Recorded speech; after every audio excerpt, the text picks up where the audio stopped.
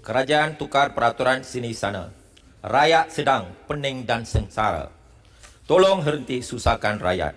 Soalan saya nombor 6, tolong betulkan angka dari RM 1.264 bilion kepada RM 1.264 trilion. Terima kasih Yang di-Pertua. Terima kasih. Sila Menteri Kewangan atau Timbalan menjawab. 3 minit. Terima kasih Tuan Yang di-Pertua.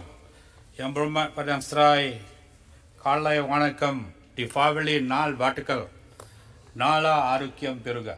Thank you. Dengan izin Tuan Yang di-Pertua.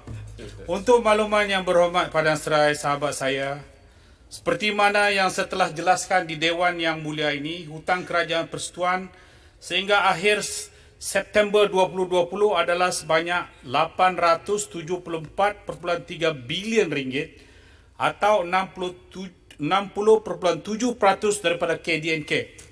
Berdasarkan pengiraan had statutory, nisbah hutang Kerajaan Persekutuan yang merangkumi instrumen security Kerajaan Malaysia atau MGS, terbitan pelaburan Kerajaan Malaysia MGII dan Bil Perbendaharaan Islam Malaysia MITB mencatat 56.6% daripada KDNK.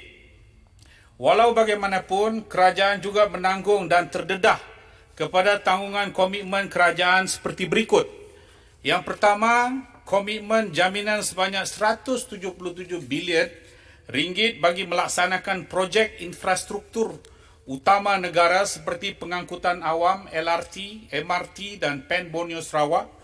Yang kedua, hutang syarikat 1MDB berjumlah 32 bilion ringgit sehingga September 2020 dengan mengambil kira kadar pertukaran RM berbanding US dollar.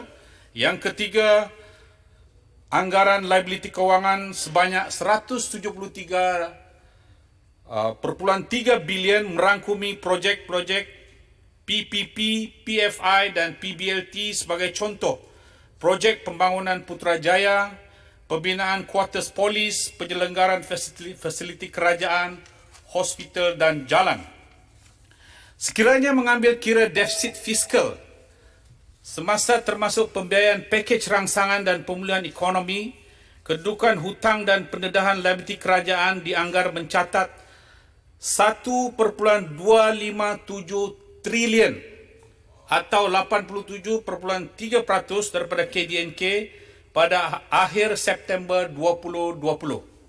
Untuk makluman yang berhormat Padang Serai, kerajaan sememangnya sentiasa mengambil maklum dan prihatin terhadap kedudukan hutang negara dan bertekad untuk memastikan ianya dalam keadaan yang sentiasa terkawal dan tidak membebankan negara dalam jangka masa panjang.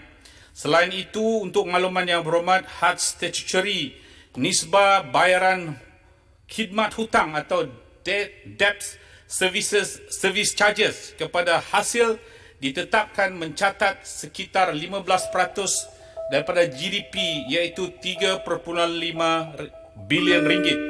Sukacita juga dimaklumkan bahawa sebahagian besar daripada hutang kerajaan ini adalah merupakan hutang domestik iaitu 96.7% iaitu melalui terbitan MGS, MGII dan Bil Perbendaharaan yang pemegang utamanya adalah kumpulan wang simpanan pekerja dan beberapa institusi tempatan.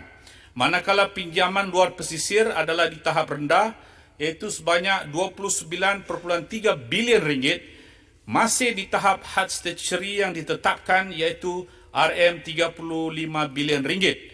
Dalam menangani suasana yang unprecedented ini, tumpuan khusus kerajaan pada ketika ini adalah untuk memulih dan menjana ekonomi, khususnya menyokong aktiviti perniagaan dan memastikan kesejahteraan rakyat adalah terpelihara.